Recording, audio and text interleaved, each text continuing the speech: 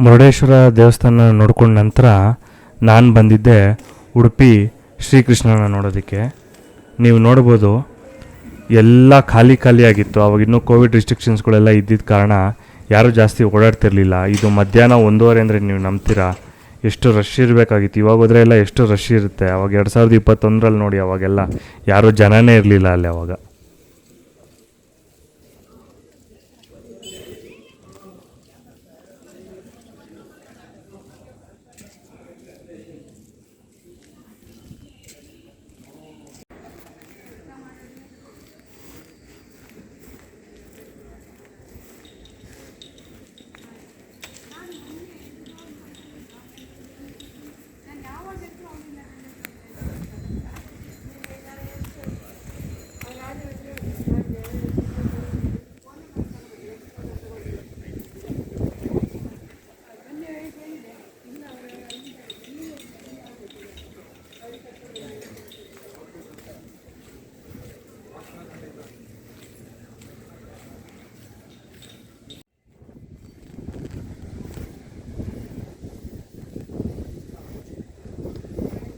ಇಲ್ಲೂ ಕೂಡ ಒಂದು ಲಗೇಜ್ ಕೌಂಟರ್ ಇದೆ. ಸೊ ಅಲ್ಲಿ ನಾನು ನನ್ನ ಲಗೇಜ್ನ ಇಟ್ಬಿಟ್ಟು ಎಂಟ್ರೆನ್ಸಿಗೆ ದಾರಿ ಹುಡ್ಕೊತಾ ಹೋದೆ ನಾನು. ಇಲ್ಲಿ ನೀವು ನೋಡ್ಬೋದು, ಇಲ್ಲಿ ಕೆಳಗಡೆ ಇದೆಯಲ್ಲ, ಇಲ್ಲಿ ಅಲ್ಲೇ ಲಗೇಜ್ ಕೌಂಟರ್ ಇರೋದು.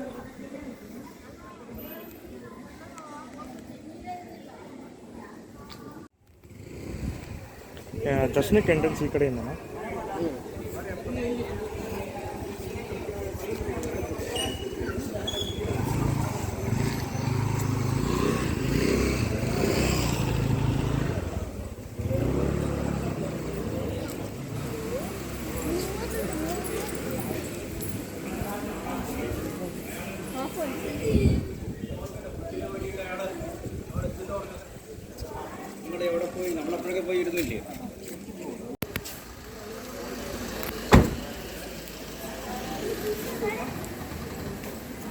ಹಾಂ,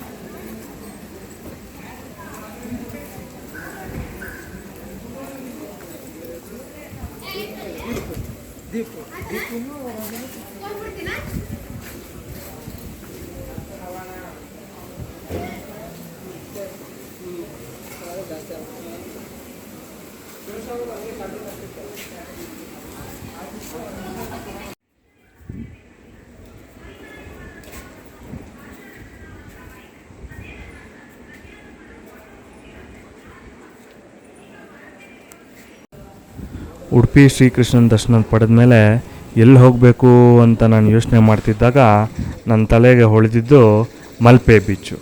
ಸೊ ಇದು ಮುಗಿಸ್ಕೊಂಡ ನಂತರ ನಾನು ಮತ್ತೆ ಲೋಕಲ್ ಬಸ್ಗಳನ್ನು ಹಿಡ್ಕೊಂಡು ಅಲ್ಲಿಂದನೇ ಕೇಳಿಕೊಂಡು ನಾನು ಮಲ್ಪೆ ಬೀಚ್ ಕಡೆಗೆ ಹೋದೆ. ನೋಡಿ, ಇದೇ ಮಲ್ಪೆ ಬೀಚ್ ಎಂಟ್ರಿ. ಅಲ್ಲಿಂದ ಸ್ವಲ್ಪ ದೂರದಲ್ಲೇ ಬಸ್ಗಳು ನಿಲ್ಲಿಸ್ತಾರೆ. ನೀವು ಅಲ್ಲಿಂದ ಒಳಗಡೆ ಮಲ್ಪೆ ಬೀಚಿಗೆ ನಡ್ಕೊಂಡು ಹೋಗಬೇಕು. ಇಲ್ಲೂ ಸಹ ನೋಡಿ, ಮಧ್ಯಾಹ್ನ ಅಂದಾಗ ಯಾರೂ ಇಲ್ಲವೇ ಇಲ್ಲ ಪಬ್ಲಿಕಲ್ಲಿ. ಆಲ್ಮೋಸ್ಟ್ ಎಲ್ಲ ಕೋವಿಡ್ ರಿಸ್ಟ್ರಿಕ್ಷನ್ಸ್ ಆಗಿರೋದ್ರಿಂದ ಯಾರೂ ಆಚೆ ಬರ್ತಿದ್ದಿಲ್ಲ. ಸ್ವಲ್ಪ ಒಳಗಡೆ ದೂರ ನಡಿಬೇಕು. ನಿಮಗೆ ಪ್ರೈವೇಟ್ ಕಾರ್ ಇತ್ತು ಅಂದರೆ ಅಲ್ಲೇ ಪಾರ್ಕಿಂಗ್ ಎಲ್ಲ ಇದೆ ನೋಡಿ, ಲೆಫ್ಟ್ ಸೈಡಲ್ಲಿ ಪಾರ್ಕಿಂಗ್ ಎಲ್ಲ ಇದೆ. ಅಲ್ಲಿ ನೀವು ಗಾಡಿಗಳನ್ನ ನಿಲ್ಲಿಸ್ಕೊಂಡು ನೀವು ಒಳಗಡೆ ಹೋಗ್ಬೋದು. ನೋಡಿ, ಕಾರ್ಗಳೆಲ್ಲ ವೈಟ್ ಕಾರ್ ಬರ್ತಾಯಿದೆ ನೋಡಿ, ಇಲ್ಲಿಂದ ಲೆಫ್ಟ್ ಸೈಡಲ್ಲಿ ಅದೇ ನಿಮಗೆ ಪಾರ್ಕಿಂಗ್ ಜಾಗ ಇದೆ. ಪಾರ್ಕಿಂಗ್ ಜಾಗ ಆಯಿತಾ. ಆಟೋ ಸ್ಟ್ಯಾಂಡ್ಗಳು ಸಿಗ್ತವೆ ನಿಮಗೆ, ಆಟೋಗಳು ಸಿಗ್ತವೆ ಆಟೋ ಸ್ಟ್ಯಾಂಡಲ್ಲಿ.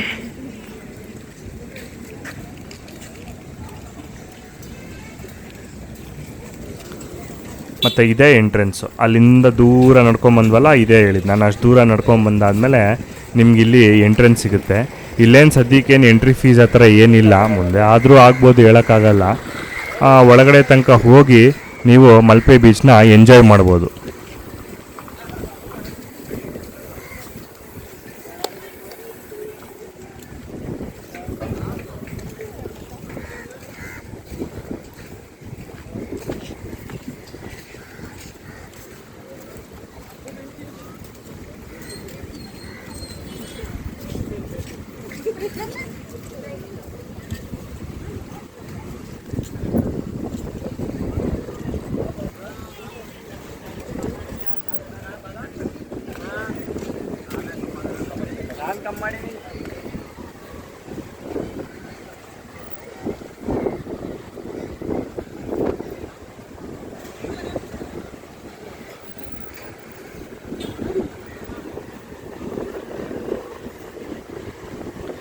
ಮಲ್ಪೆ ಬೀಚ್ನ ನಾನು ಹುಟ್ಟಿದಾಗಿಂದ ಇದೇ ಫಸ್ಟ್ ಟೈಮ್ ನೋಡ್ತಾ ಇರೋದು. ಅದು ನೋಡಿ ಎಂಥ ಸಂದರ್ಭದಲ್ಲಿ ನಾನು ನೋಡೋಕ್ಕೆ ಬರಬೇಕಾಗಿತ್ತು ಅಂತ, ಕೋವಿಡ್ ರಿಸ್ಟ್ರಿಕ್ಷನ್ಸ್ ಇರೋ ಟೈಮಲ್ಲೇ ನಾನು ಬರಬೇಕಾಗಿತ್ತು. ಸೊ ಆವಾಗ ನನಗೆ ರಜಾ ಸಿಕ್ಕಿದ್ರಿಂದ ನಾನು ಅವಾಗ ನೋಡೋಕ್ಕೆ ಬಂದಿದ್ದೆ. ನೋಡಿ ಎಷ್ಟು ಪ್ರಶಾಂತವಾಗಿದೆ. ಸುಮಾರು ಸಂಜೆ ಆಗಿರ್ಬೋದು, ಯಾಕಂದರೆ ನಾನು ಆಲ್ರೆಡಿ ಉಡುಪಿ ಶ್ರೀಕೃಷ್ಣ ನೋಡಬೇಕಾದ್ರೇ ಸುಮಾರು 1:30-2 ಆಗಿತ್ತು. ಸೊ ಅಲ್ಲಿಂದ ಮತ್ತೆ ಇಲ್ಲಿಗೆ ಬರೋ ಅಷ್ಟರಲ್ಲಿ ಒಂದು ಸುಮಾರು 3:30-4 ಆಗಿತ್ತು ಅಂತ ಅಂದ್ಕೊಳ್ಳಿ. ಟೈಮಿಂಗ್ ನೆನಪಿಲ್ಲ, ಬಟ್ ಆಗಿತ್ತು, ಸಂಜೆ ಅಂತೂ ಆಗಿತ್ತು, ಅದಂತೂ ಖಂಡಿತ. ನೋಡಿ ಆಗಲೇ ಸೂರ್ಯ ಯಾವ ಥರ ಇದೆ ನೋಡಿ, ಎಷ್ಟು ಚೆನ್ನಾಗಿದೆ ನೋಡಿ ನೋಡೋದಕ್ಕೆ. ಎಲ್ಲರೂ ಆಟಾಡ್ತಾ ಇದ್ದಾರೆ.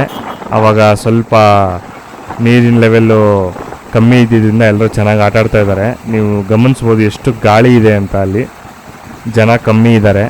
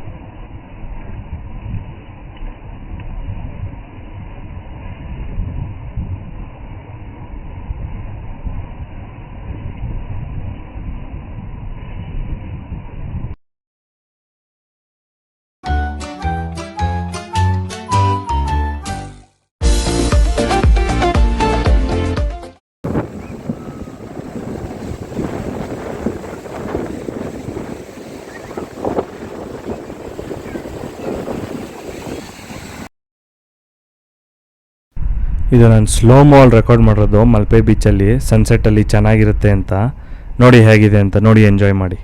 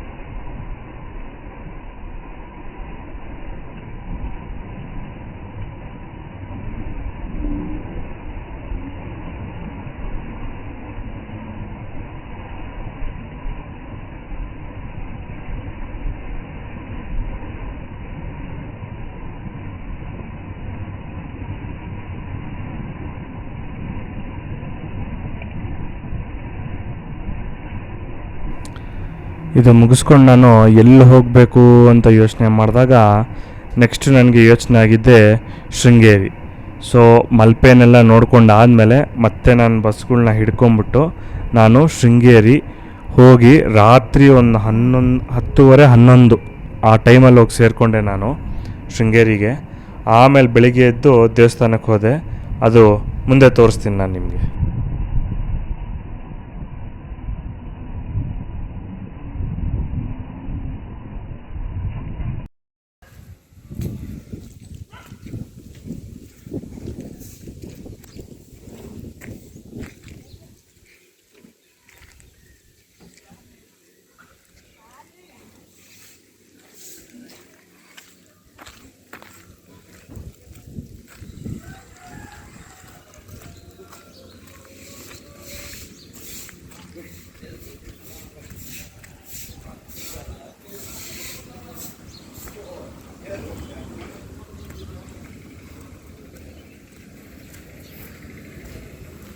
ಈಗ ನಾನು ರೂಮಿಂದ ದೇವಸ್ಥಾನಕ್ಕೆ ಹೋಗಬೇಕಾದ್ರೆ ಇದೇ ನೋಡಿ ಶೃಂಗೇರಿಯ ಬಸ್ ಸ್ಟ್ಯಾಂಡು. ಆವಾಗ ಆ ಟೈಮಲ್ಲಿ ನೋಡಿ ಒಂದು 4-5 ಬಸ್ಸಸ್ ನಿಂತಿದ್ರೆ ಹೆಚ್ಚೆಚ್ಚು. ಈ ಕಡೆ ಎಲ್ಲ ನಿಂತಿರೋ ಯಾವುದೂ ಹೊರಡ್ತಾ ಇಲ್ಲ. ಬಟ್ ಮುಂದೆ ನಿಂತಿರೋದು ಈ ಕಡೆ ನೋಡಿ, ಈ ಕಡೆ ನಿಂತಿರೋದೆಲ್ಲ ಒಂದು 2-3 ಅಷ್ಟೇ ಇದ್ದಿದ್ದು ಹೊರಡೋದಕ್ಕೆ.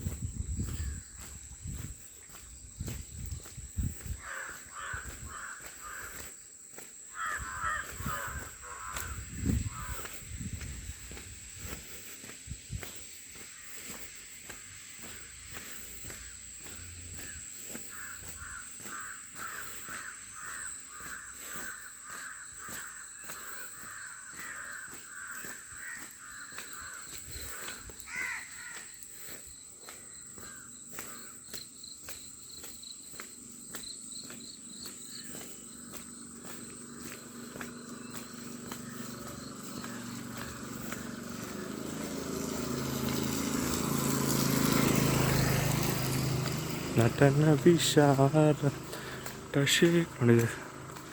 ಟೆಂಪಲ್ ಬಂದೇ ಬಿಡ್ತು.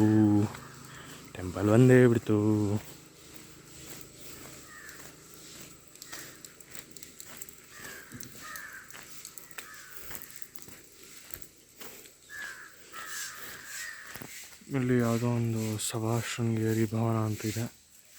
ಪಟ್ಟಣ ಪಂಚಾಯಿತಿ ಶೃಂಗೇರಿ.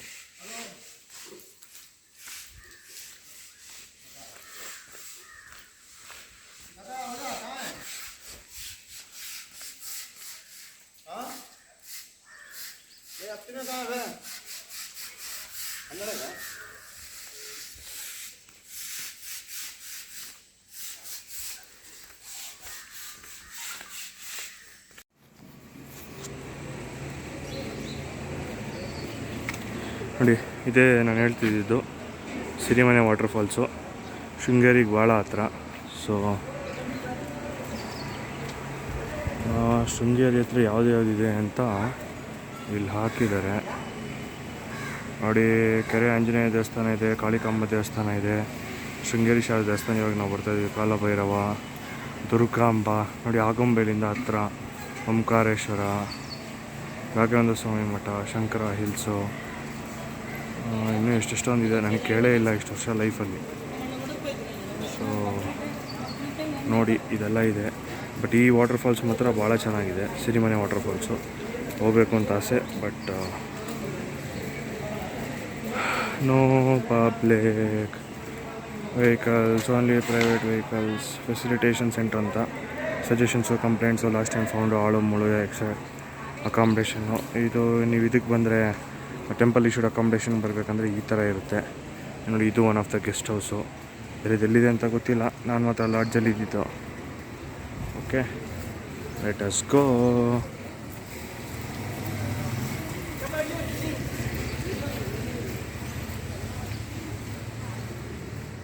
ಇದು ಆಫೀಸು.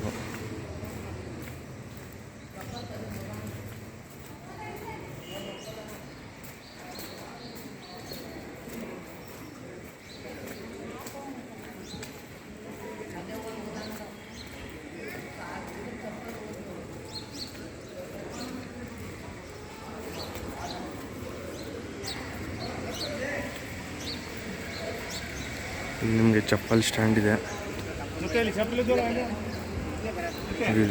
ರೋಡ್ದಾಗಿದೆ, ಧರ್ಮಸ್ಥಳ ಥರ. ಗಾಡಿಗಳು ಇಲ್ಲಿ ನಿಲ್ಲಿಸಿದ್ದಾರೆ. ಇದೆ ನೋಡಿ ದೇವಸ್ಥಾನ.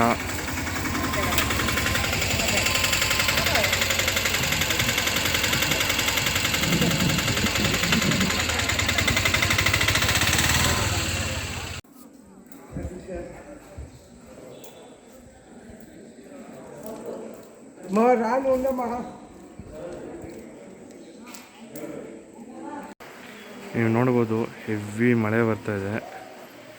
ಇಲ್ಲಿ ಕೆಳಗಡೆ ಬೀಳ್ತಾ ಇದೆಯಲ್ಲ ಹನಿಗಳು, ಅದನ್ನು ಗಮನಿಸಿ. ಅದೇ ಪೀಠ, ಇದೇ ತಾಯಿ ಶಾರದಾಂಬ ಅವರ ಸನ್ನಿಧಿ. ಹೊರಗಡೆ ಹೋಗೋಣ.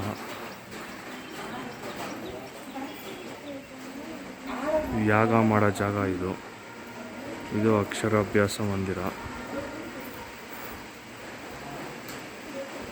ನೋಡ್ಬೋದು, ಹೆವಿ ಮಳೆ ಬರ್ತಾ ಇದೆ. ಅಲ್ಲಿ ಇನ್ನೊಂದು ಯಾವುದೋ ಪ್ಲೇಸ್ ಇದೆ, ನನಗೆ ಸರಿ ಗೊತ್ತಿಲ್ಲ ಅದು ಯಾವುದು ಅಂತ. ಓಕೆ, ಹೋಗೋಣ ಬನ್ನಿ. ನಾನು ಅಂಬ್ರೆಲಾ ಥರದ್ದು ಮರ್ತುಬಿಟ್ಟೆ.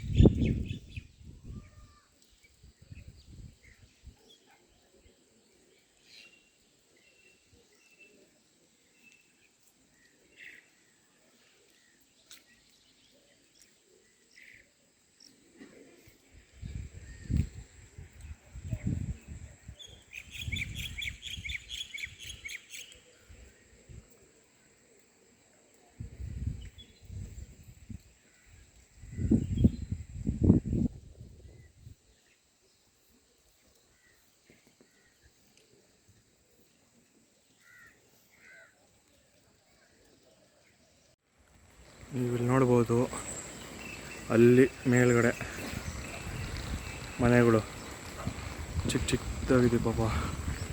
ಹೆಂಗಿರ್ತಾರೋ ಏನೋ. ಯಾವುದೋ ಒಂದು ಲೇಔಟ್ ಮಾಡ್ತಾವ್ರೆ ಇಲ್ಲಿ. ಯಾವ ಕಾರಣಕ್ಕೆ ಬಡಾವಣೆಗೆ ಹೋಗುವ ದಾರಿ ಲೇಔಟ್ ಮಾಡಿದ್ದಾರೆ, ಏನು ಮುಂಡ ಮುಚ್ಚೋದು. ಶೃಂಗೇರಿ ಮುಗಿಸ್ಕೊಂಡು ನಾನು ಬಂದಿದ್ದೆ ಹೊರನಾಡಿಗೆ. ಶೃಂಗೇರಿಯಿಂದ ಹೊರನಾಡಿಗೆ ಸುಮಾರು ಒಂದು 25-30 ಕಿಲೋಮೀಟ್ರ್ ಆಗುತ್ತೆ.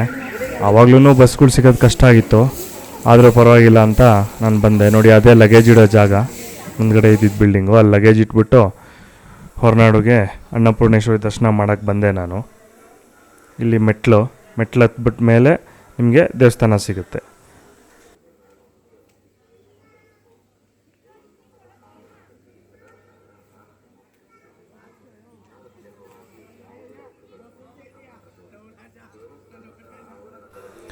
ಇಲ್ಲಿ ಅನ್ನಪೂರ್ಣೇಶ್ವರಿ ತಾಯಿಯ ದರ್ಶನ ಪಡೆದ ನಂತರ ನಾನು ಹೊರಟಿದ್ದೆ ವಾಪಸ್ಸು ಬೆಂಗಳೂರಿಗೆ. ಇಲ್ಲಿಗೆ ನನ್ನ ಮೊಟ್ಟ ಮೊದಲ ಸೋಲೋ ಟ್ರಿಪ್, ಅದು ಪಬ್ಲಿಕ್ ಟ್ರಾನ್ಸ್ಪೋರ್ಟಲ್ಲಿ ಆಗಿರುವಂಥ ಒಂದು ಸೋಲೋ ಟ್ರಿಪ್ಪು ಮುಕ್ತಾಯವಾಯಿತು. ನಾನು ನಿಮ್ಮ ಇಲ್ಲಿ ತೆಗೆದಿರೋಂಥ ಒಂದು ಸೀನರಿನ ನಾನು ವಿಡಿಯೋಲಿ ಹಾಕ್ತಾಯಿದ್ದೀನಿ, ನೋಡಿ ಎಂಜಾಯ್ ಮಾಡಿ.